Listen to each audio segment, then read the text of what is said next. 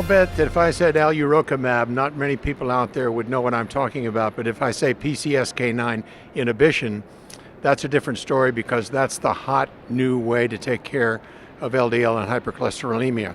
With me is Jennifer Robinson. Jennifer, you've been working on this trial with alurocumab for a long time. So tell me how this began, what the initial trial showed us, and where we are at the present time. Right. We're presenting the Odyssey long-term study, and so it's a 78-week trial for which we did an interim analysis. Everybody's been through 52 weeks of follow-up and about 65 weeks on average. At ESC in Barcelona earlier this year, we presented the primary outcomes and safety data, as well as a post hoc analysis that showed a reduction in cardiovascular events. Okay, so I'm going to stop you and say, okay, what actually did you show? How low did the LDLs go?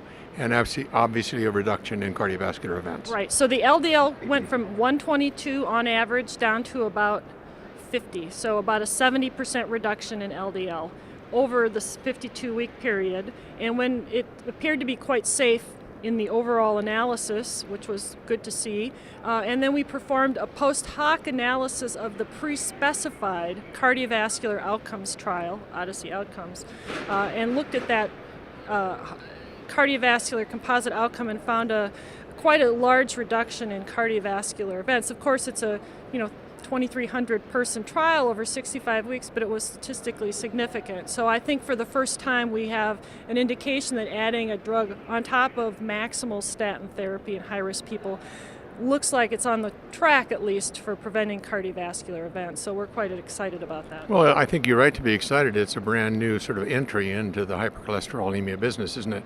So tell me a little bit about PCSK9 inhibition. You have to actually give it subcutaneously. So how did your patients do this? Right. Well, in this trial, they used a 1 milliliter syringe, but as it goes forward to market, people will have an auto-injector pen that's quite easy to use. Perfect. And sounds like this is a pretty easy thing. What are you learning right now? If you had something new to tell me, aside from the old data, what would you say is the hot stuff that just comes out for this meeting? Right. So today at AHA, we're going to present subgroup data, and it looks like alurocumab is equally efficacious in lowering LDL across multiple subgroups: men, women, heterozygous FH not, which is good because we have a broad range of patients we're interested in using it in. And the second thing we present are the data for LDL less than 25 regarding safety. And when you pull out the LDL less than 25 group, it's got lower or similar rates of events as placebo or the overall group of alurocumab treated patients. So it's very reassuring to us.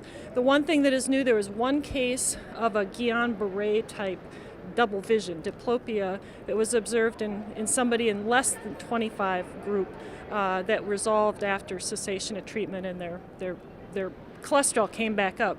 So I think the take home is, excellent efficacy.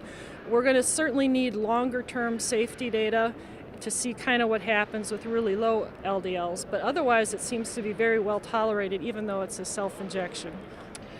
Okay, so now you know what alurocumab is, and I would say keep your eye on PCSK9 inhibition. Looks to me like in difficult patients it's going to be the way to go. Thank you, Jennifer. It gives us another option. Thank you so much.